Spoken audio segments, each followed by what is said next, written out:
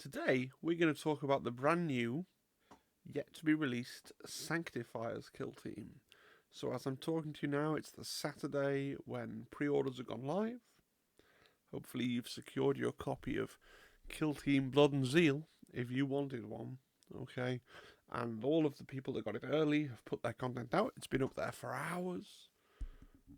They've had their fun, and now I'm going to put my tuppenny bit into the arena of thought that is the internet.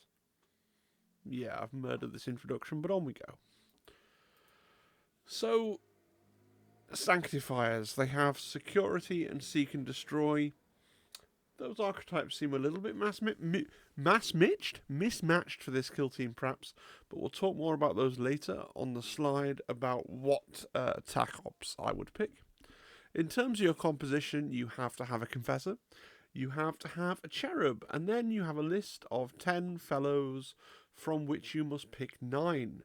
So you've got a Conflagrator, the Death Cult Assassin, the Drill Abbot, the Miraculist, the Persecutor, the Reliquant, and the Salvationist. You can take one of those each once. They're your specialists, your standard ones. Then we got the Missionary. You can have 2 missionaries, but one missionary has to have a flamer, and then can have a choice of either a brazier of holy fire or a holy relic. Alternative, and then additionally, you get your second missionary, who has the keys to the gun cupboard, and can have either a melter gun or a plasma gun. Also a chainsword, and a choice of a holy relic or a brazier of holy fire. Generally what I think you're doing is 2 holy relics, so holy relic on both, and a melter gun on the melter plasma missionary, but we'll talk more when we get to the missionary slide. Okay? And then you can also sub in 0 to 4 preachers. I don't think you do. Maybe you take 1. We'll talk more when we get to the preacher slide, eh? But the preachers are basically your trooper fellows, okay? Let's go. Faction rules. So, Ministorum's sermon. This is their big team-defining rule, okay? A mighty orator booms out an impassioned sermon. The fire and brimstone words inflame the zeal of their followers, enabling them to shrug off wounds and remain in the fight. So, it's in the strategic gambit phase. There's a lot of text here, and I am going to read it, but it's actually pretty simple. In the strategic gambit phase, select one friendly Sanctifier operative. If a friendly Confessor operative hasn't been incapacitated, you must select it. Until you use this strategic gambit again during the battle, that operative has the Orator keyword. Okay. Whenever a friendly Sanctifier operative is within 3 inches of a friendly Orator operative, or 6 if the Orator is a Confessor, that friendly Sanctifier operative is benefiting from the sermon. Okay, so let's just rephrase those 2 paragraphs into normal people speak. When you start the game, okay, your Confessor has a 6-inch bubble. Everybody within the Confessor's 6-inch bubble is benefiting from the sermon. If your Confessor should die, oh no, you can nominate in your next strategic gambit phase. So bear in mind, you won't have the bubble. You won't have an orator in between the one dying and the ability to appoint a new one, which only comes around in the strategic gambit phase. But in the strategic gambit phase, you can appoint any of your other fellows as a backup orator, but the bubble shrinks down to 3 because they're less good at saying mass. Okay, that's what's happening here, okay? Don't know why I needed 2 paragraphs to explain that, alright? Now, whenever a friendly Sanctifier operative is activated within 3 inches of a friendly Orator operative, or 6 inches if the Orator is a Confessor, that friendly Sanctifier operative is benefiting from the sermon until the end of the activation, even if it then moves more than the distance requirement from the Orator operative. So, in other words, you have the bubble, whether it's 6 or 3 inches, depending on where you are, okay? If you activate in the bubble, and then you charge or move out of the bubble, you benefit from the bubble for the whole of your activation. And finally, in the last paragraph, we're going to learn what the darn thing does. Whenever a friendly Sanctifier operative is benefiting from the sermon, normal and critical damage of 3 or more inflicts 1 less damage. So, spoilers, you are generally, with some exceptions, a 7 wound, 5 up save. There's a way to buff it to 4 up, but bear with me. A 7 wound, 5 up save team. So, this is gonna get you, it's gonna net you a few extra wounds. Now, it's a really strong ability. Like, this damage reduction 1, just for free, there's no roll, there's no chance of it not happening. It is a really strong ability, okay? And some people are going to start shrieking that it's far, far, far too strong. But the flip side here is that you have to blob up your guys to get people within the sermon. So you're going to be somewhat vulnerable to blasts and torrent and things like that. And then one thing that I've thought that I've not noticed anyone else really say, so I'm hoping I'm not wrong here, but it's going to be really hard to use on board the Gallodark, right?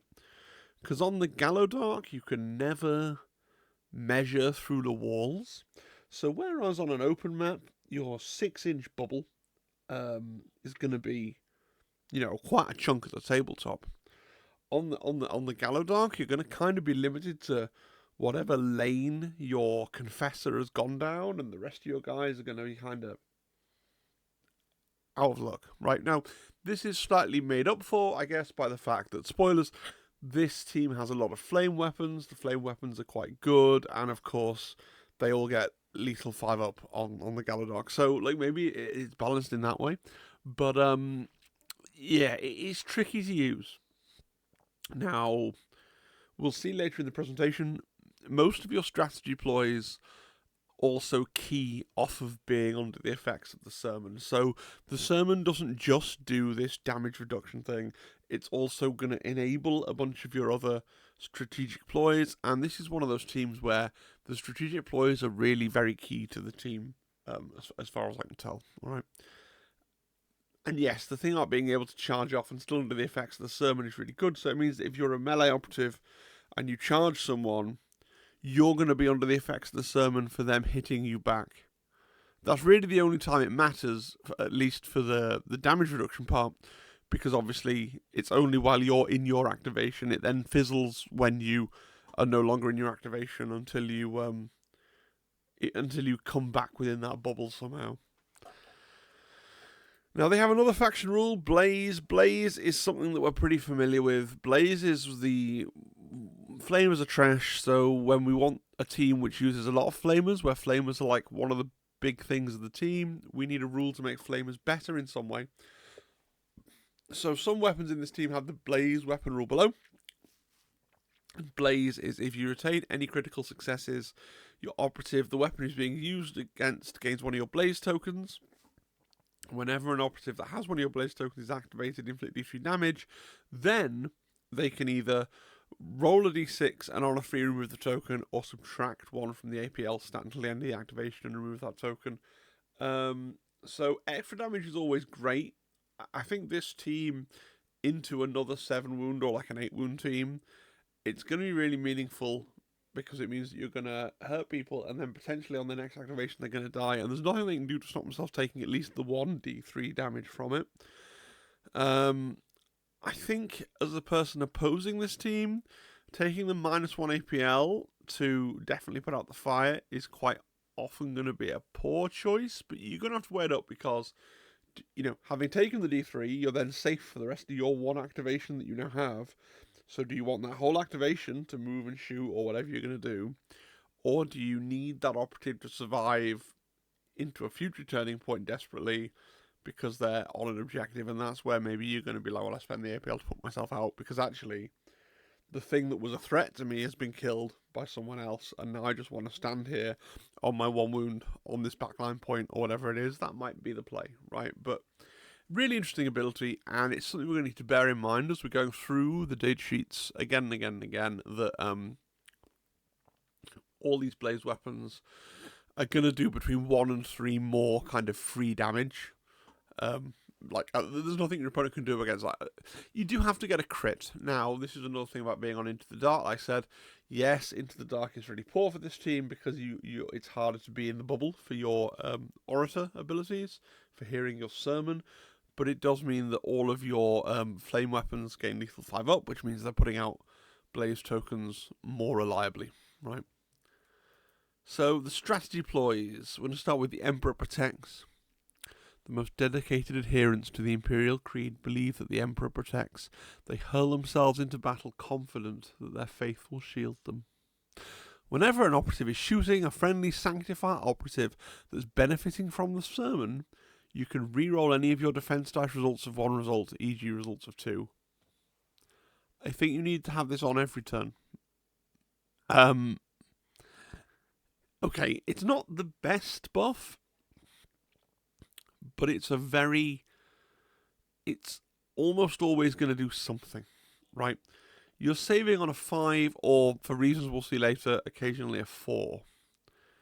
This means that you're likely to get failed defense dice, and just getting free rerolls on those defense dice, and occasionally more than 1 defense dice, if you roll 2 1s, 2 2s, etc., is really, really good. Now, if you're a better player of Kill Team than me, then you don't need to have this active Turning Point 1, because Turning Point 1, you're not going to give up any shots for your opponent. You're going to move and be on Conceal and all these things. I'm not very good at Kill Team, so my primary opponent, Zimbad, is very good at Kill Team, but I always seem to end up giving up at least 1 shot in Turning Point 1 that I just didn't see that he could do. And so I'm inclined to pay for this, even in Turning Point 1, as kind of moron insurance, because I don't want to be shot and not have this active. But if you're more confident in your ability to not, everyone's going to be on Conceal, everyone's going to be hidden, then maybe you don't have this open. Although when we see some of the abilities later on in this team, that the mobility the team can have, I'm not even sure if the standard Turning Point 1 Kill Team play of, just sort of stage a little bit and try and stay safe, I don't know if that's the play with these guys. I think they can be, very, very aggressive. And so that being a thing, I think you want this on from Turning Point 1, and therefore consider, maybe for your scouting, a free strategic ploy. This is, there's a lot of teams I reviewed where I've been like, oh yeah, but there's nothing I'd really want for that free Turning Point 1 strategic ploy, so this is an option for that. Fervent Brawl. With the intolerant diatribes of the priesthood ringing in their ears, the Sanctifiers fight with a tireless fury. Whenever a friendly Sanctifier operative that's benefiting from the sermon is fighting or retaliating, its melee weapons have ceaseless. Yeah. I mean, yeah, just all my... Bear in mind, like I said, you can charge out of your sermon and still be within the effects of the sermon. So I think this is maybe a big Turning Point 2 play where you go, okay, cool, now we're just all going to go, whoop, we're going to charge out. And then,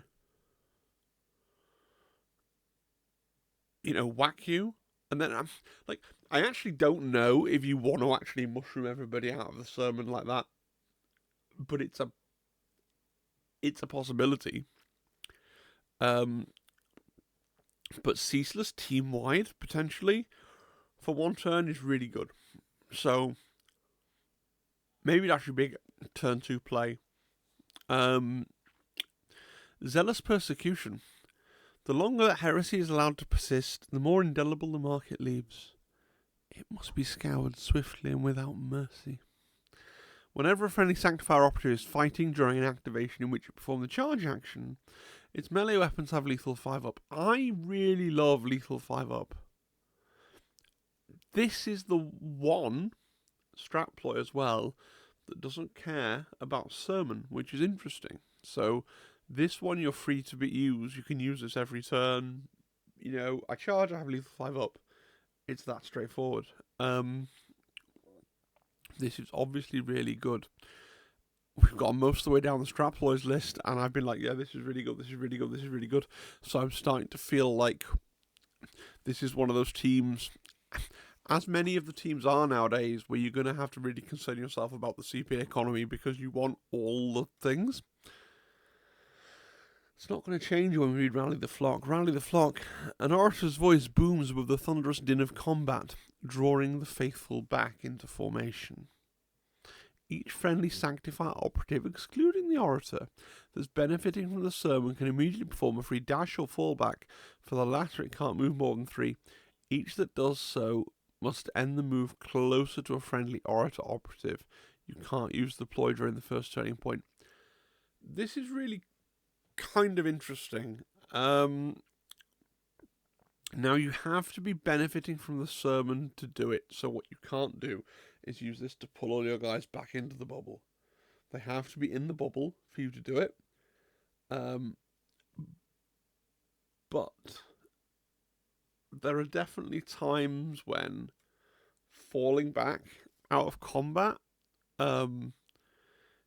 is what you want to do. Especially if you've got a melter gun in this list. We've already looked at that. You've got, maybe you're in combat with somebody that's only got a few wounds. You've got flamers in this list. You've got all these different things.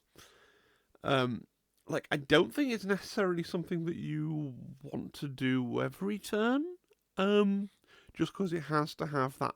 It has to be that inward thing, that backwards thing, back towards the boss. But it's definitely something that you're going to remember that you have, and you're going to look at the board state at the top of every single turning point and be like, oh, I can do that. Is that gonna help me get back onto the objective, or back to protect my Confessor, or out of this combat here? And it's just potentially a lot of real team-wide movement, which is powerful, but it isn't like an auto, yes, this and I've won, right? It's like, right, I need to just see where this can be used. It's a very analytical team, I think. Yeah. FireFight Ploys. Rosarius. A sacred symbol of office, the Rosarius contains a powerful conversion field generator capable of turning aside incoming blows. Use this FireFight Ploy when an attack dice inflicts normal damage on a friendly Sanctifier operative. Ignore the inflicted damage. Spend a CP for just a scratch. Yep. We know what this is. It's really, really strong. But we don't need to talk about why it's strong, I think, because this kind of ability is always really strong. The one thing it counts against it is I just don't know how much CP you're going to have. Ardent Eradication. For those who stand against the Imperial Faith, there is only one punishment. Death. I don't know. Some people get, strapped into a penitent engine, and some people just get shot. I mean, they're both death in the long view of it, but there do seem to be some people that get horrible torture and then eventually death, and some people that just get death. That's not as egalitarianly grim as they're making out, right? Use this FireFight Ploy after rolling your attack dice for a friendly Sanctifier operative. If it's shooting against or fighting against an enemy operative that's within 3 of a friendly orator, or 6 if the orator is a Confessor, you can reroll your attack dice. So, if you are shooting somebody that is within the bubble, even if you yourself are not within the bubble, you can reroll your dice. Again, it's a good ability. It's obviously somewhat situational, right? But 6 inches of your leader is a pretty wide area of the kill team, to be totally fair. So, yes, again, the big struggle here is where are all these CP coming from? You're not a desperately shooty team, but you do potentially have a melter gun / plasma gun, probably a melter gun. So he's going to look at this and go, well, that's something that I probably want to do, right? Redeemed through fire. Although, actually, I will say, when we'll get there, your melter gunner is very likely to not be within 6 of your orator for reasons that will become clear when we get to him. But anyway. Redeemed through fire. There are a few more blessed deaths than fiery martyrdom. Such a sacrifice stokes smouldering resolve into the hearts of fellow Sanctifiers. Use this firefight ploy when a friendly Sanctifier operative that has a weapon with the blaze weapon rule is incapacitated. Each enemy operative visible to within 2 of it gains 1 of your blaze tokens if they don't already have one. Meh. These post-mortem abilities are fine. It's a post-mortem fire spreading thing. Yeah, like a lot of those kinds of abilities, it's probably not usually worth doing, but it is something you want to bear in mind in case, like, if you die and you go like, oh, these guys all have 1 or 2 wounds. Awesome, that's worth CP. But this is the first one that I've been properly lukewarm on. Like, Ardent Eradication is pretty good, but you're not shooting too much. This one is possibly the worst one so far. And then we get Unwavering Devotion. Low-ranking Sanctifiers will gladly hurl themselves into the path of a bullet or blade, if doing so will preserve their blessed superiors and ensure victory. Use this firefight ploy when a friendly Sanctifier Orator or Sanctifier Miraculist operative is selected as the valid target of a shoot action, or to fight against during the fight action. Select 1 friendly Sanctifier operative, excluding Confessor, Miraculist, and Orator, visible to whom within 3 of that first friendly operative to become the valid target to be fought against as appropriate. Instead, even if it wouldn't normally be valid for this, if it's the fight action, treat that other operative as being within the fighting operative's control range for the duration of that action. This ploy is no effect if it's a shoot action and the ranged weapon has the blast or torrent weapon rule. It's this very common, I spend a CP, now instead of shooting one of my good characters, you're shooting this lame one over here. With a load of text for the people that care about the rules minutiae, but this is like copy-pasted from so many different teams now, and I covered it a bit more in the FAQ video as well. It's just this common thing where you take a bullet for your boss, get down Mr. President, whatever you, human shield, whatever you want to call it. It's fine. It's pretty cool, I guess. I don't super rate it in this team just because of all the CP I want to spend on strategic ploys, and always keep one back for Rosarius as well, right? So, yeah, there's going to be a struggle to find the CP for this or the previous one. Let's get into the Confessor. The Confessor has a lot of text on his card, and I'm not going to lie, his text is extremely impressive. But let's not gloss over certain things. The Confessor has 10 wounds, but the Confessor is also always, whenever he's alive, going to benefit from the sermon, so he's always going to get that damage reduction on his 10 wounds. So he's going to be a tricky lad to kill.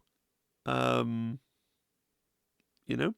And then he's got his big Mace of Censure, which has 4 dice hitting on 3s, 5/5 brutal and shock. That's a pretty good melee weapon that's going to cave in faces.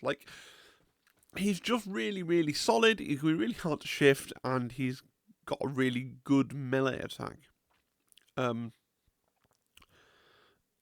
because if he's alive, he's always the Orator. He's always benefiting from the sermon as well. So he can always get, what do we discover we could have here? Ceaseless, right? He's always going to be in benefiting from Ceaseless when he's fighting if you've spent for Fervent Brawl as well, right? So that's oh, okay. 4 dice hitting on 3s, 5/5 brutal shock, and potentially Ceaseless is suddenly a pretty good melee profile. 10 wounds with damage reduction is also pretty good. Let's look at his abilities. So lead the procession, which is this is kind of a hinge ability for the entire team, I think. So whenever this operative is an Orator, which is whenever it's alive, so this sentence is redundant, right? And performs the charge, fall back, or reposition action during the activation, you can use this rule before it moves. If you do, determine each other friendly Sanctifier operative benefiting from the sermon. After this operative ends this action, each of those friendly Sanctifier operatives can immediately perform a free charge, fall back, or reposition action in order of your choice, but each must end its move in a location where it's still benefiting from the sermon. If this operative is incapacitated before this rule is fully resolved from the guard action's interruption, don't remove it from the kill zone until this rule's been resolved. So, when you activate your Confessor, everybody within 6 of him, plus any additional models that are benefiting from the sermon by other means, those we will discover a couple of those later on, all of those people can immediately do a charge, a fall back, or reposition. that's like 40k movement phase. That's like, oh my god, it's just going forwards. And then of course on their turn they can charge. So like that's really good. It does have caveats to it, right? So for example, you need to end still in a position where you're benefiting from the sermon. So assuming you're a normal model on this team and you need to both start and end within 6 of the Confessor when you move. So like if you deployed and you're like level with him, you know, you're gonna need to move like not just forwards but like round, so you're like more in front of him, if you sort of mean. Like it's gonna have a focusing effect. Now what might be a thing, I think, is perhaps dashing with the Confessor in nearly every game so that he is slightly further forward, so that then, especially on the flanks of your blob, you can like be slightly further up, but you have to be careful that they're not out of, like it's going to be fiddly, you have to be careful that you're not out of sermon range when he, you know, at the start after he's done the scouting dash, and then, you know, but maybe there's a thing there. You have to get the miniatures on the table and play with it. But like, it is still pretty powerful that for free, as long as he's going to do a charge, a fallback, or reposition, then everyone else within 6 plus a couple of extras can always do that as well. And it means that you can potentially move, like you can move him. Well, at his most basic, you can move him, and then you can move one of your friends, and then that friend can charge, and so your opponent has to really worry about where they're leaving their miniatures, because, you know, if you're going to turning point 2, and you've got this ability, and they've ended activations thinking, well, I'll have my activation here, and I can't be charged next turn, and suddenly at the start of your activation, you're moving all your guys up the field, and then they can activate and charge. Like, it's gonna catch people out, and I think if people are really determined to not be charged by this team, then they're gonna have to spend a lot of time thinking and measuring. Like, denying you from doing your cool thing is going to be challenging, which is good. I'm a firm believer in all teams. If teams have cool things printed on their card, they should be relatively hard to deny. The best game is the one where I bludgeon you with my really cool thing, and it's great for me and it sucks for you, and then in revenge, you bludgeon me with your really cool thing, and it's great for you and it sucks for me, rather than I try and swing with my cool thing and you deny it, and then you try and swing with your cool thing and you deny it. Like, the first thing, where both of us get to do something awesome and take off 2 or 3 of the opponent's models or whatever it is more fun. So I like when there's a strong ability that's hard to counter. I don't actually think that's bad game design, because I think a game where everybody can counter everybody else's strong things and nobody gets to do the cool, flavorful thing sucks. It's not as if other teams don't also have strong abilities. So I do understand, like, some people are going to read this and be like, whoa, wow, God, it's so unfine, blurg. And look, I'm not the best kill team player in the universe. It may end up being broken and needing to be toned down. But in general, as a game design stance, I want to kind of stand for the hill that says, hey, people should get to feel cool on their turn and like a chump on their opponent's turn. If you see what I mean. Probably I phrased that badly, but everyone should get to do the cool stuff on their card and feel cool when they're doing it. It's just that everybody on both sides of the game should have cool stuff on their card. And then we got Commanding Declamation. Whenever an enemy operative will perform an action during an activation or counteraction while visible to and within 6 of this operative, you can use this rule. If you do roll 1d6, if the result is higher than that enemy operative's APL stat, it can't perform the action during that activation or counteraction. The AP spent on it isn't refunded. If it's a counteraction, the counteraction ends. You can't use this rule again during the battle. So, really powerful, but I do think it's balanced. It's a really powerful thing that you can do once, right?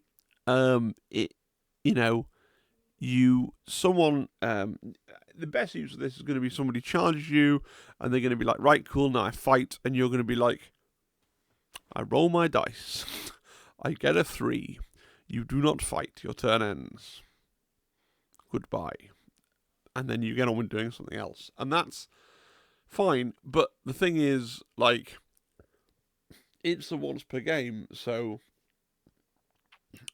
people are going to try and bait it out, right, by going, okay, and then they're going to turn around and go, okay, well, I charge you with this other guy, or, okay, well, I have this ploy that lets me fight twice, so I just fight again. You know, there's loads of ways round it. Once people know it's there, and you're not, like, gotchering people left, right, and centre, there are definitely ways round it. And I also think that because you have to roll a dice, and on a 1, nothing happens, or on a 1 or a 2, nothing happens if it's against Marines. You're incentivized not to hang on to this for the perfect, like, it's sort of, because it has that element of randomness there, it incentivizes you not to go, well, I'm going to hang on to this till the perfect, like, game-defining moment. You're like, oh, this is an opportunity where it would be quite cool. I'll see if it goes off, you know, because you don't want to be stuck there having saved it for the moment when you really super need it, and then it just doesn't work, right? Look, he's a really strong piece. This is obviously a team where the leader is absolutely pivotal. I think once this guy dies, unless you've already amassed a big enough victory point advantage, you're banjaxed, right? Like he is powerful, he is strong, but it's definitely one of these teams with all its eggs in one Pope hat wearing basket, right? So that's the Confessor. I think he's really cool, and I do understand some of the reaction to his lead the procession thing. Like, mobility is really important in skirmish games and in kill team, but I think this is one where it is going to be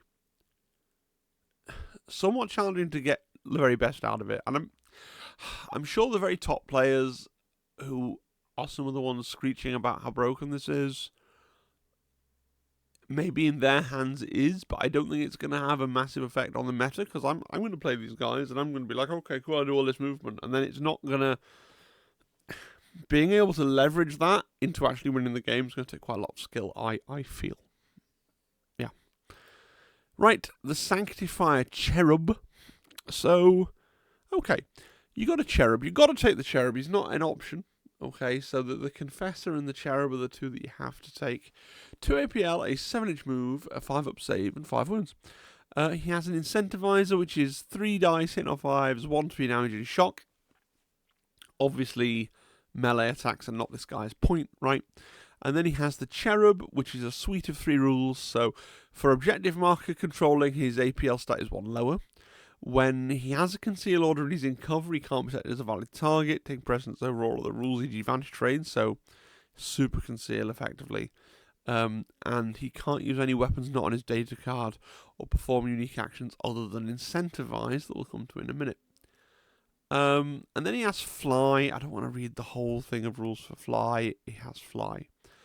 So, on the one hand, you've got a super conceal flyer, so you might initially be thinking action monkey, but you can't take any of the tac ops really where you want to be. You know, if you could take infiltration type stuff, you know, but you can't take any of that stuff, so you don't really have a use for a guy that's flying around just doing stuff, and he's not great for standing on points. What he really is this incentivize ability. So, support. Select one other friendly Sanctifier operative, excluding Confessor, Death Cult Assassin, Miraculist, and the Orator.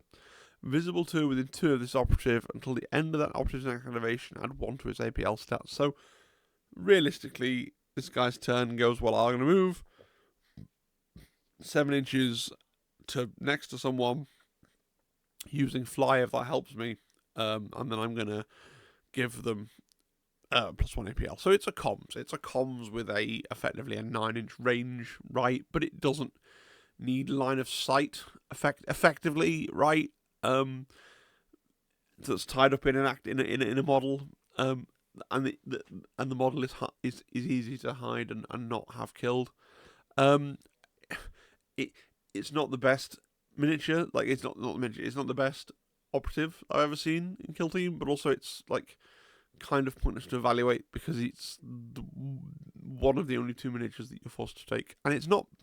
I think if you could not take him, I don't know that you definitely would not take him because comms is great. It's interesting that you can't buff your strongest pieces, so you can't buff your Confessor, you can't buff the Death Cult. Well, the Death Cult hasn't got 3 APL anyway, so very rarely lets you get buff 3 APL things. But you can't buff the Confessor, you can't buff the Miraculist, and if your Confessor is dead, you can't buff whoever you nominated to be your Orator either, which is interesting. Yeah. Conflagrator. So here now we start to see the standard profile for the team. So 2 APL, 6-inch move, 5 up save, and 7 wounds. It's the very basic human thing that's humany. And he's got flamers, so he's got twin hand flamers with 2 profiles. So the focus both profiles, first of all, it's 4 dice hitting on 2s, 3 damage, range 6, okay, saturate, and the new blaze rule, okay. And then you're choosing between, you can either play Focused, which is kind of a standard flamer profile where you're getting Torrent 2+, or you can do Twin Torrent where you're getting Torrent 0, but Twin Torrent. Okay, so Twin Torrent is select 2 valid targets, and you get to shoot both of them in an order of your choice, separately as separate attacks. And then Torrent 0, it just reminds us here, it is in one of the balanced data FAQ documents. Torrent 0 means that you don't actually get the torrent effect of being able to hit people within 2, but you get the critting on 5s when you're on Into the Dark, right? Basically, or against people inside the Voltus strongholds as well, right? So I think the Twin Torrent, like, how often do you have a weapon with Torrent 2 and your opponent just never bunched up nicely for you, and you're like, well, this is a really simple operative in that you can just look at the thing and go, well, either I can shoot him and him that are both 6 inches away from me, or, oh, my opponent's bunched up and it's now more profitable for me to use. There aren't really trade-offs, it's just pick the one that's better. There will always be one that's better for the table situation that you have, so that's really easy. There aren't really any trade-offs, that's fine. And then he has a melee attack that's awful, that's fine. And then we got Sanctification Rack. By the way, this is one of those operatives where you're going to want to use that free strategic ploy as a fallback, right? Because you don't want to be in combat with your pistol butts, particularly. Sanctification Rack, so you get the Sanctification Orb. You can perform that for free. It doesn't count towards the once per turning point limit, and you can also select the equipment for other operatives. So we're going to look at the Sanctification Orb equipment now. Sanctification Orbs. These spherical devices contain flammable oils. They shatter, ignite, and detonate upon impact of their target, coating the foe in burning liquid. It is an unlit petrol bomb, right? You are just throwing an orb full of petrol at somebody's head so that you can set them on fire later. Once per turning point, one friendly Sanctifier, excluding the Cherub, Death Cult, Assassin, and Miraculist, can perform this unique action, so it costs an AP. Select one enemy operative visible to and within 6 of this operative. That operative and each other friendly operative within 1 inch take a doused test. For an operative to take a doused test, you roll a d6. On a 3, it gains one of your doused tokens. Whenever a friendly Sanctifier operative is shooting as an operative that has one of your doused tokens with a weapon that has the Blaze weapon rule, that weapon also has the Seek weapon rule. After a friendly Sanctifier operative uses a weapon that has the Blaze weapon rule against an enemy operative that has one of your doused tokens, remove the token even if the Seek weapon rule wasn't used.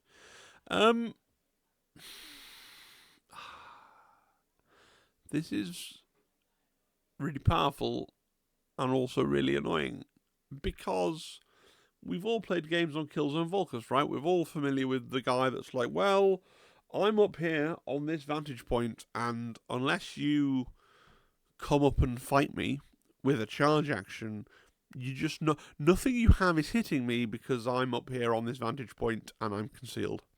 and I have a sniper rifle or something like that, right? And so this is something that you can do, and you can winkle that out, and you just go, haha, now my fire can fire you. But it is very Rube Goldberg-y in that you have to get a guy within 6, spend an action point, throw the grenade, pass the 3-up save, and then get the same guy potentially if you've given the Conflagrator the the little cattle prod and he's 3 APL. That's possible, so he can move, throw his orb, set someone on fire. That could be a nice little turn and a nice little play for him potentially. But it just requires, like, the problem with that is what happens when you set that up. You cattle prod him, you run him forward, you throw your orb, and then you roll a 1, and then you're like, and now I've got this Conflagrator stood here, and there's no one else that you would rather set on fire. So it's just like, I've spent all his action points and received nothing in return. So yes, if it works, it's potentially quite good, but it's a bit right? I think generally what I'm doing is I'm trying to shoot other things with my hand flamer, and maybe if I have nothing better to do, or the stars align and it becomes useful, I might go, well, I've got this sanctification orb, I'll throw that, and then maybe I'll do something else. But I'm not gonna, I'm not gonna make it the focus of my tent, shall we say, because it's just too much of a like, well, if this, then this, then this, and this, and this, yeah. But not a bad operative, even if you ignore the concept of the sanctification orb, right? You just go, well, I'm a guy, and I can flamethrow 2 people with blaze, 3/3 damage. It's like, let's do some math. It's 4 dice hitting on 2s, okay? So you're gonna do, you're gonna get 3 or 4 of them through, probably, right? And then obviously it depends what you're playing against, but like against a 7 wound team with 5 up or 4 up saves. Are you likely to do 6 damage? Did you roll a crit? Have they got blaze? Have you done 6 damage with blaze because then you've killed one? Like it's not definitely going to kill a fellow non-elite miniature, but it has a pretty decent old chance of doing it, right? The Death Cult Assassin. The Death Cult Assassin is weirdly disappointing to me, and I think it's because Death Cult Assassins are like a thing. Like, unlike everything else in this team, I have a pre-existing notion of how, in the lore, like how elite a Death Cult Assassin should be as a thing. And I know that the lore also says that Death Cult Assassins is a generic term and can relate to any, like, weird little tribe of Emperor worshipping murderers, but even so, I find the Death Cult Assassin weirdly lackluster, even though then they aren't lackluster. Look, APL 3 and 8 wounds, and can benefit from damage reduction, and if 10 wounds with damage reduction was amazing, 8 wounds with damage reduction is still better than 7 wounds with damage reduction, right? And then you've got 3PL, you've got a built-in use for that 3rd APL in that you can flip back to conceal if that's what you want to do, which is handy if you've charged and fought and killed somebody and then you're standing there going, well, I'm going to get shot by his mates now. If you happen to have some cover nearby and you've flipped to conceal, that can help you out there. You've got some throwing knives. 4 dice hitting on 3s, 2/5. Range 6 silence, so it's a bit of a punt, isn't it? Am I going to crit you? Am I going to get that 5 damage? Am I going to maybe get a couple of them? It could happen. And the main thing you want to write home about is the Ritual Blades. 4 dice, hitting on 2s, 4, 6. Like, it's almost Power Sword. I mean, but wait, you could always have Zealous Persecution up, and then you've got Lethal 5 up back, right? And then it's a 4 dice Power Sword. Like, it's not bad, is it? It's not bad. It just, like, if it was called something other than Death Cult Assassin, I'd probably be, like, much more positive about it. But it's like, yeah, the Death Cult Assassin, it's fine, But yeah, you also have Bladed Stance. So you can use one of your successes to block before the normal order. You only have 4 that you're resolving, though, so it's always like... It's a really good ability. It is a really good ability. I just want it to have 5 dice, or... I want it to have 5 dice, or not be called a Death Cult Assassin. Like, ultimately, this is not a game balance problem that I'm having. This is a lore problem that I'm having. That just in my head, Death Cult Assassin should be slightly better than this. But, yeah. It's a good operative, and to be clear, you always take it. Right. The Sanctifier Drill Abbot. So, coming in with our standard sort of profile of 2 APL, a 6-inch move, a 5-up save, and a 7 wounds. He has his Great Hammer, so it's 4 dice hitting on 4s, 4/4 Brutal Shock. Brutal's really good. One of my favourite weapon tags. 4/4 damage is pretty good. Hitting on 4s with 4 dice is frustrating. But, you know, you can have access to free rerolls. Right? So, yeah, not bad.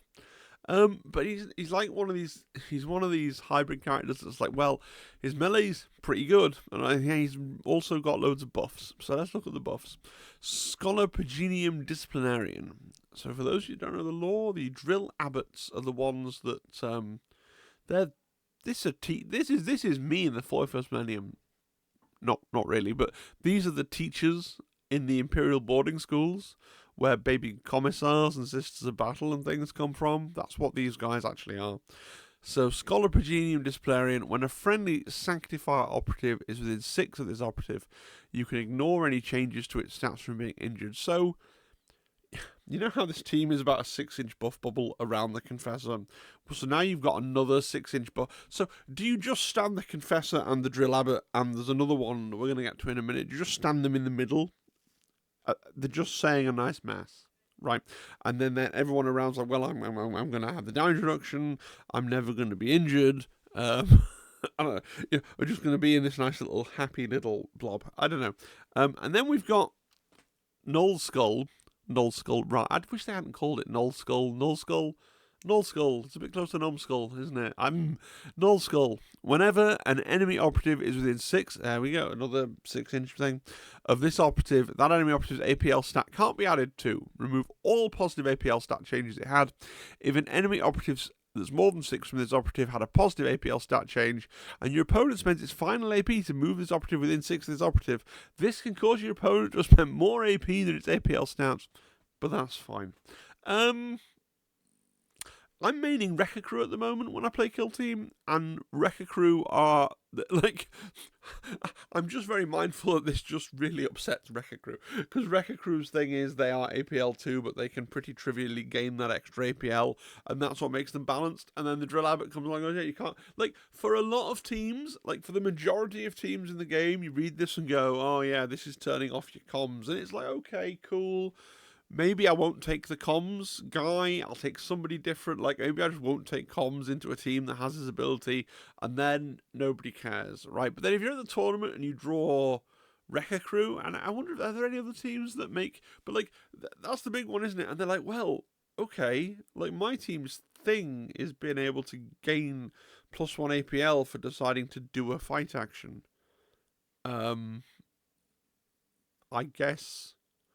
I guess you just win. Like, yeah, this is probably going to end up being nerfed for that reason, in the same way that Nemclaw's Flayed Skin had to be nerfed, maybe, or maybe it's just supposed to be a weakness of the Wrecker Crew, right? Like, I know it's fine, it's priced in somehow, but I think outside of that matchup, I don't think this is I think outside of that matchup, he's good. If you happen to be fighting Wrecker Crew, then just, yeah, they have to kill the Drill Abbot, I guess. The Miraculist. So the Miraculist is really super interesting. 4-up save natively, right, rather than a 5-up save. She's wearing a bedsheet. This is just, it's Emperor magic now that's keeping her alive half the time, right? So she has 3 really powerful, weird, different attacks that she can do once each. So each one of these is limited once. So she's got Holy Light. which I choose to believe comes from her eyes. 4 attacks, hitting on 2s, 4/3 damage, range 8, dev 3, P1, blaze, saturate, limited 1. So, yeah, you're just doing like a Superman beam, right, from your eyes there. You're gonna put on a decent quantity of damage, right, 8-inch range. You're just gonna use this at the first opportunity because it's pretty good. It's not gonna, like, it's not actually gonna definitely one-shot things. It might just, like, weirdly whiff. But what I'm trying to say is there's no point saving it up. It's not something that you want to save up for this most opportune moment, right? Breathing Fire. This is another one-shot ranged attack, but sort of not really. It's 4 dice hitting on 2s, 4/4 damage, blast 1, limited 1, wreathed and blaze. So we have to read the wreathed rule. This operative can perform the shoot action with this weapon while within control range of an enemy operative. Don't select a valid target. Instead, this operative is always the primary target, but only shoot against secondary targets, and they can't be in cover or obscured. In other words, determine blast from this operative, but this operative isn't affected. So you just you charge in, and then you go, cool, I'm going to breathe in fire, and you roll 4 dice. If you manage to charge her into a nice big clump of things, right, and you roll your 4 dice against each of them, hitting on 2s against each of them, and doing 4/4 damage against, like, if your opponent gives you a nice little clump, then, you know, potentially you're just coming in with this and going bang, bang, bang, bang, bang, take off 3-4 models. Like, you know, against like a 7 wound team, it could happen. You know, you just got to roll well, and they've got to roll poorly. But it's possible for this to be really big. When you have to play, like, this team, I think it really wants to play into not Marines. Has so much stuff that's gonna just biff, like, it's things in its own weight class. It's just gonna go, hey, you've gone from fine to dead. And when it can't do that, it perhaps is a little less impressive. You know, but man, yeah, I'm playing against like Vet Guard, and I've charged in, and I've got like 3 of you or 4 of you within an inch of me, and I'm just gonna go, hey. That's pretty cool. And then again, Burning Hands. Burning Hands is kind of funny. It's a close combat attack. It's 1 dice. On a 2-up, you strike for 7 damage. If you crit, you strike for 8 damage. So if you're playing against a team that has 7 wounds, cool. You just get to go, pop.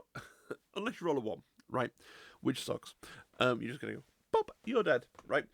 If you're playing against a team that has 8 or, I guess, 9 wounds, right, and you crit, you're going to do 8 damage with a blaze token. I mean, even against Marines, if you crit, you give 8 damage, and then they also get the blaze token. They don't like that. They don't die. They probably kill you back, but they don't like that. And then, if you've used up all your cool weapons, you've got fists that are appalling. That's fine. You also have the Miracle special rule. The first time they've been incapacitated during battle, if they're not incapacitated, have 1 wound remaining, and cannot be they then cannot be incapacitated for the remainder of the action. All remaining attack dice are discarded, including yours if you're fighting or retaliating. You can immediately dash or fall back. If it's the latter, it can't move more than 3. Even if it's performed an action that prevents it from performing the dash or fallback action. What's nice about this is that you come back from the dead and are invulnerable and can still happily be, like, contesting a point that you're on. So that's neat. Yeah. And then if he hasn't activated, of course, you then go, well, I'm going to activate on my 1 wound, and I'm going to then Breathing Fire or Burning Hands or whatever it is that I wanted to do, which is pretty cool. The Missionary. So here's where we have to talk a little bit. So, standard stat line, except he has come in with 8 wounds, which is nice. You have 2 of them, right? So to remind you, 1 has a Flamer and a Gunbutt, right? So Ministorum Flamer, it's that M&S Flamer again. It's a Flamer, but it has Blaze. and he has a gun butt, so 3 dice, hitting on 4s, 2, 3. And you can then take either a Holy Relic or a Brazier of Holy Fire. So before we evaluate that, we're going to look at Spread the Word of the God Emperor. Whenever this operative is more than 6 from other friendly operatives, its weapons have the severe weapon rule. So it has an incentive to be away from your main bubble. It has an incentive to be, this guy's off trying to do his own thing off on the flank somewhere or whatever that might be. Okay. And because of that, I think you always want to give him the Holy Relic, just because of that synergy. Because he doesn't want to be in sermon range, which is 6 inches. He doesn't want to be there because he wants to be getting severe on his gun. So therefore, the Holy Relic, that means he can always benefit from a sermon, seems like an auto pick because of that synergy. Am I right or am I wrong? Now, you do have the option to go for the Brazier of Holy Fire. So the Brazier of Holy Fire gives you 2 things. It gives you a worse flamer, right? Ranged attack. So instead of 4 dice hitting on 2s, 4/4. Is it the same? Yeah, it's just a Torrent 1 4-inch flamer instead of a Torrent 2 8-inch flamer. Yeah, 4 dice hitting on 2s, 4/4. Yeah. But you also get a better melee attack, right? So remember that the flamer guy can only have a gun butt. So you get to have the melee attack that's 4 dice hitting on 4s, 4/4, shock, blaze, rather than your gun butt, which is pants. And so it's like, your flamer guy may well end up being in close combat because he wants to be in flamer range, and then other people go, well, I'd rather be punching him, thank you. So I can kind of see it, right? I just like the synergy that Holy Relic gives your Spread the Word of the God Emperor thing.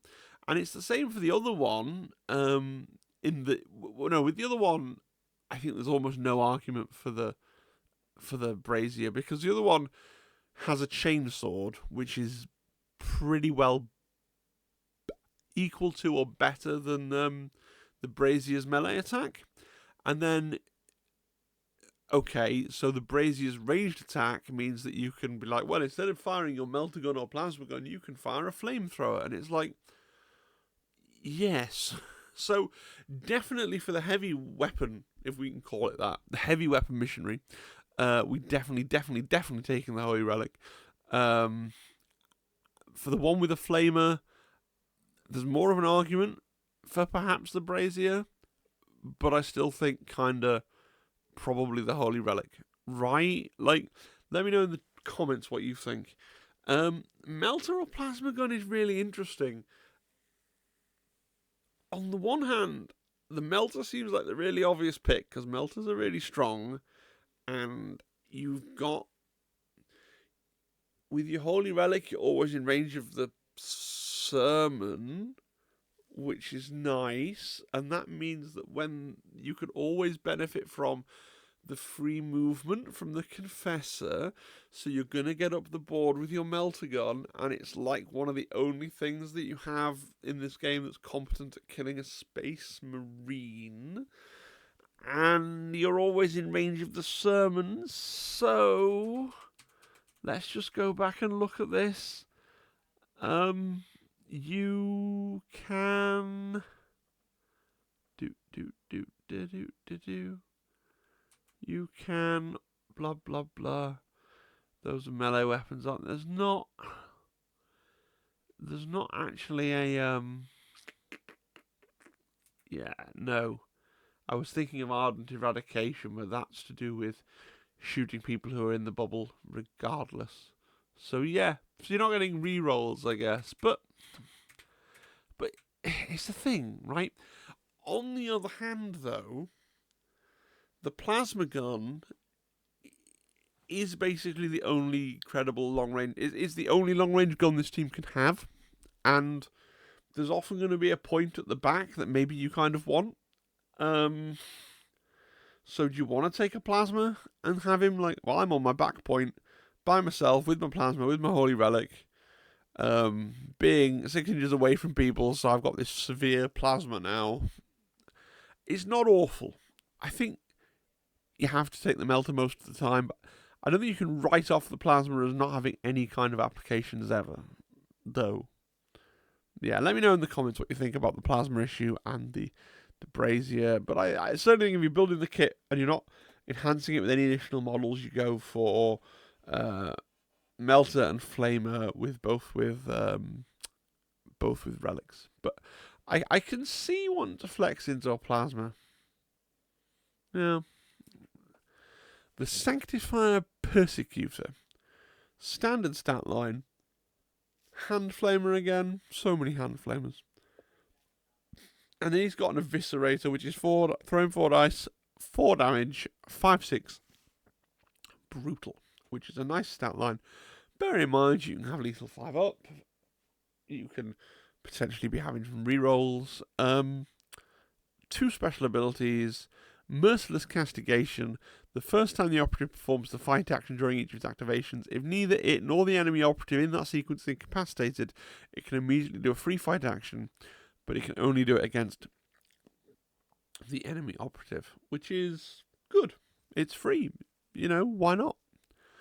And then Fanatical Retribution.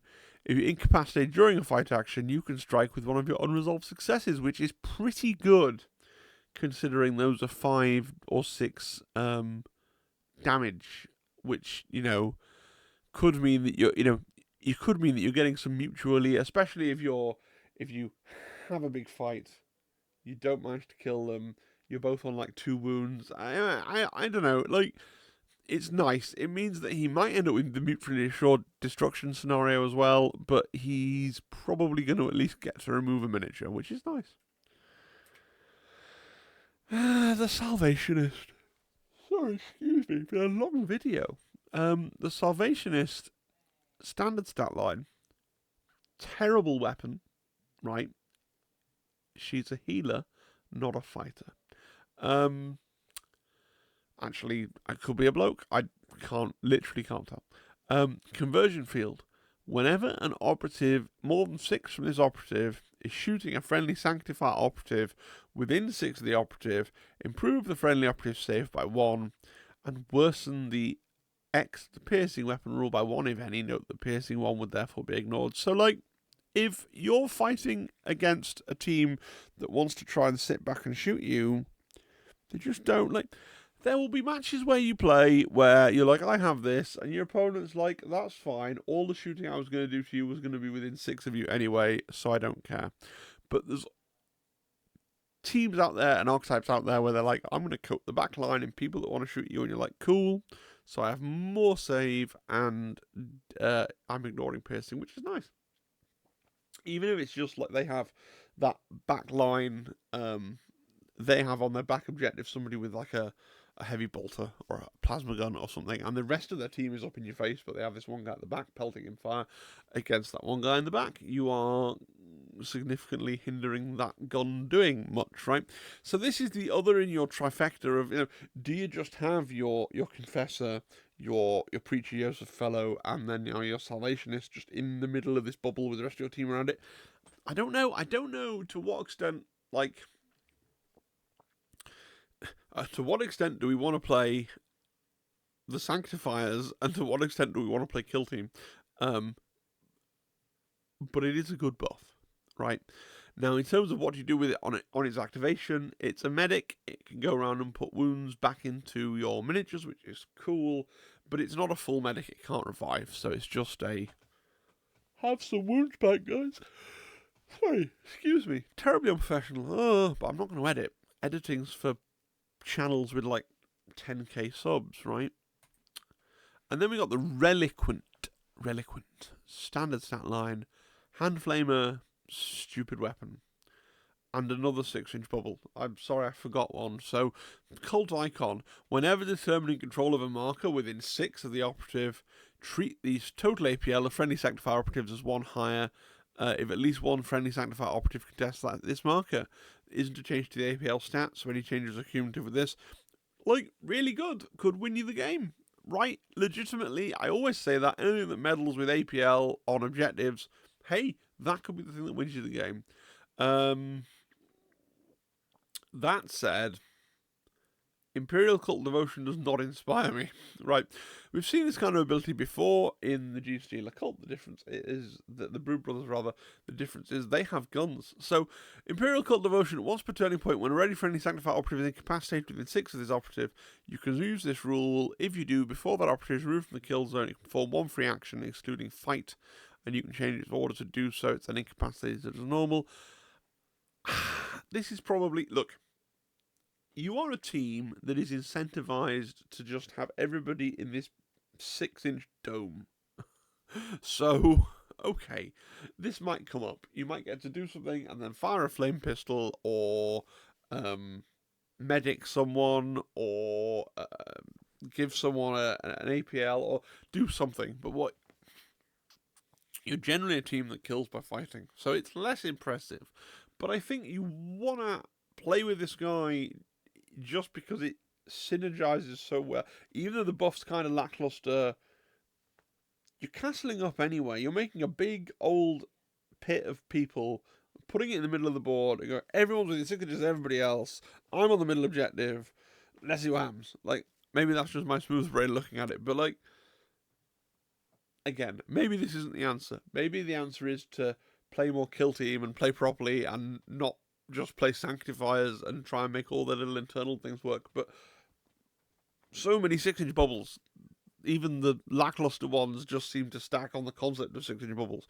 And that excites me as a human being. And then you got preachers, regular-ass preachers who... these are your, like, trooper, if you want. These are the guys that you can take. You take 4 of them, interestingly. You can't just take a whole team of them. They have a hand flamer. Okay, which is fine. They have a chainsword. They actually have a better melee attack. If we go and look at this guy's gun butt, like, oh, yeah, well, the chainsaw's like, 4 dice hitting on force 4/5. That's not bad. And they're all, if they're on an objective marker, they're benefiting from the sermon, so... There are 3 objective markers. There's one in your back line, but these don't have a ranged weapon.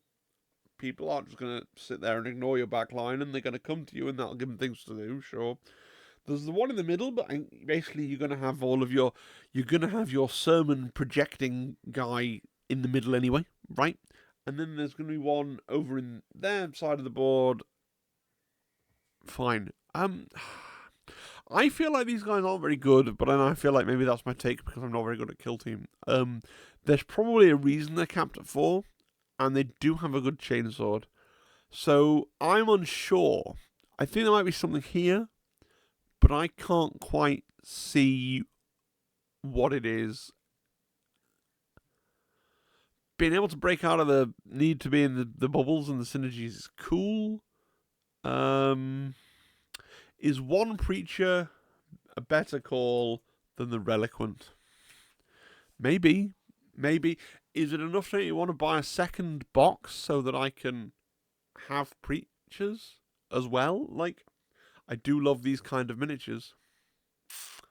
Maybe I'll raid my extensive collection of Imperial weirdos and see if anyone wants to stand in and be a preacher. The question's going to be scale issues, but we're getting into miniatures things now. Because I got some old metals and things that'll be pretty cool to go with this team, actually. Interesting.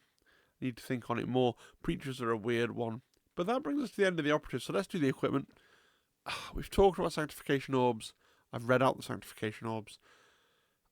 They are potentially useful, but they are the most Rube Goldberg-ish bit of this team, just because you have to do all the different things. You already get them for free on a different guy that you're probably going to take. So do I want to spend an equipment point on these? No. I want to take that equipment point and get crack grenades with it, I think. Just because there's quite a lot of characters in this team that don't have a ranged attack. I think the crack grenades are going to come up and they're going to do more for you. Alright. Purity Seals. Affixed to clothing, armour and war gear by the way of wax seals. These pieces of parchment are inscribed with holy prayers and blessings. Once per turning point, when a friendly Sanctifier operative is shooting or fighting, if you roll 2 or more fails, you can discard one of them to retain another as a normal success instead. Right. This is in that category of equipment that everybody will forget that they have during the course of the game, right? And it kind of sucks that the Sanctifiers here have 2 of those, because Imperial Cult Symbols is in the same category. If we can ignore being stupid as a reason to say it's not a good piece of equipment, and we assume you're playing a perfect game and you remember that you have it, I think this is a good piece of equipment, right? If you roll 2 or more fails, bearing in mind you're mostly hitting on 4s, you get a free hit. Yeah, that's going to come in, and you're going to, you've got a melter gun. This is where you're going to use this more often than not, or potentially on your Miraculist, right? On those abilities that she has as well, right? Yeah, I think you take it. Ecclesiarchy texts. The orators of the Adeptus Ministorum carry with them a fiery prayer and excruciating? Can't read. An excruciating psalm scribed on tattered vellum, designed to inspire the allies and diminish the foe. In a ready step of each strategy, players roll 2d6. If the result is less than the remaining wounds of a friendly orator operative, you gain a CP. Note this is done before the gambit steps. It isn't a valid orator. You can't use this rule during that turning point. This is an auto-include in every single game, but I think the strategic... I made the point that the strat ploys are really very good. Your orator has 10 wounds base, so the average result on 2d6 is 7. Yeah, staple this to you. And plus, when he dies, you can, after you skip a turn, you can at least potentially get an extra CP in turning point 4 as well. So, yeah, every single game you need to take the Ecclesiarchy texts, staple them to the roster. And then finally, we've got cult symbols, whether carved from stone or wrought in solid gold. Blessed religious symbols bestow upon their wearers both fortune and favour. Once per turning point, when an operative is shooting a friendly Sanctifier operative that's benefiting from the sermon, when you collect your defense dice, you can use this rule. If you do, change one of the attacker's retained critical successes to a normal success. Any weapon rules they've already resolved aren't affected. Another defensive buff to turn a crit to a normal hit. Interestingly, you could then just scratch the normal hit, like if you wanted to invest a lot of things in it. And it's once per turning point, which is, I think it's pretty good. I think I'm taking Purity Seals, Ecclesiarchy texts, Imperial Cult Symbols, and Offensive Grenades, I think is my default recipe for equipment with these guys. Why not Smoke Grenades? I don't know. Am I foolish enough to think I don't need them because I've got my damage reduction? I can run up the field and be fine. I don't know. I think trying to play with smoke grenades would just add another layer to the whole. Well, I'm getting my free move with this guy, and then I need to move again, and then I don't know. That's my pick. Tac Ops. I feel like you take secure center most of the time, and you just go and stand in the center in a big blob, and have fights with people who are also in the center and benefit from all of your various buffs, and then have your missionaries skirmishing around the outsides trying to do other stuff. Alternatively, you if it's the standard thing, isn't it, with security, if you're playing on Vulcus and there's a stronghold, and the stronghold is slightly in the enemy territory, and therefore in the enemy territory, but it's mostly on your half of the table, and then you go, haha, I'll pivot to take ground, because that's slightly easier for me to do, especially if there's an objective in the stronghold as well, and it just lines up and you can just go up. This is now my cathedral, we're all in here with our buffs and our damage reduction and everything else. And then your opponent goes, oh, I'm going to stand outside throwing in frag grenades and flame weapons and try and punish you for that, which could be a failure state of the team. But hey, not every team in Kill Team has a lot of access to those kind of weapons, so, your mileage may vary. How do you buy the Kill Team? You buy Kill Team Blood and Zeal. So this is where I want to talk. It is release day weekend. Sold out on third-party stores with discounts within an hour. May even, shall I check before I speak? May even still be up on Warhammer.com in the UK. Let's have a little look. Warhammer.com. I could be mirroring this to the screen, but you're just going to have to believe me. I'm looking off at one side here, and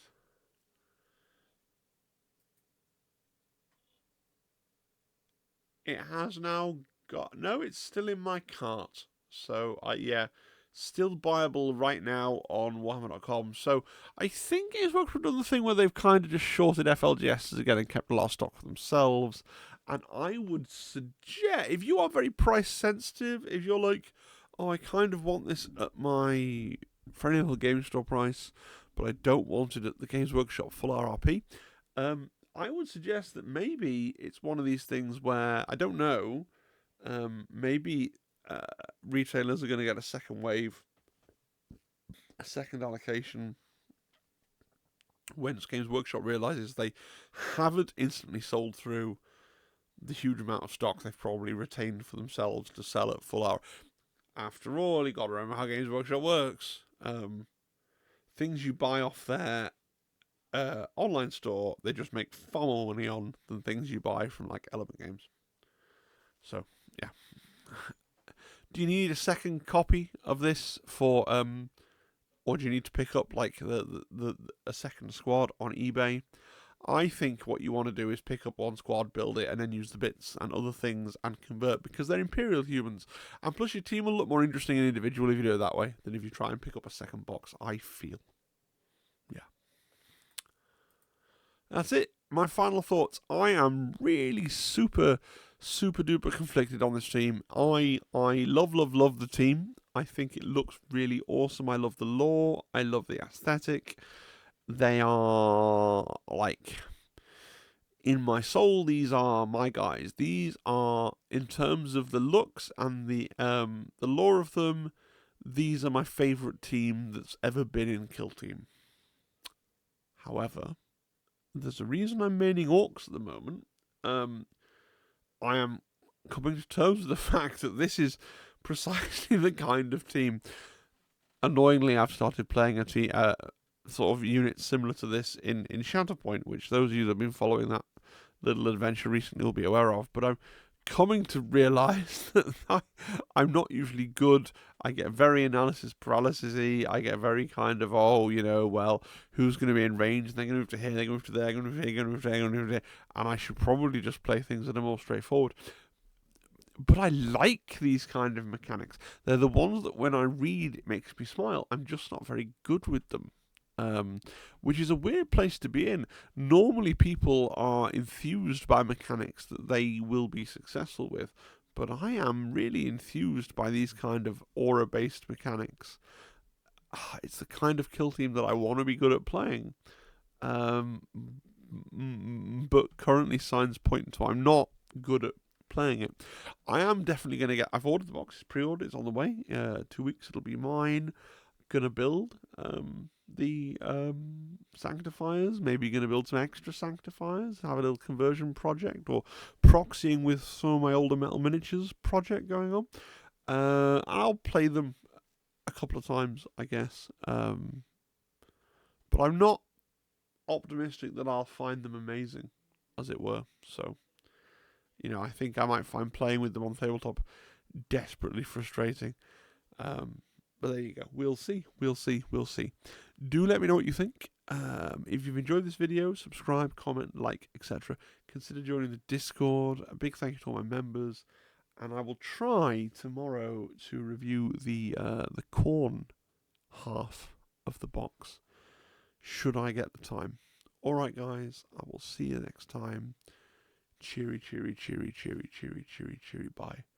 Bye, goodbye, bye. Wow, this video's over an hour long. Amazing.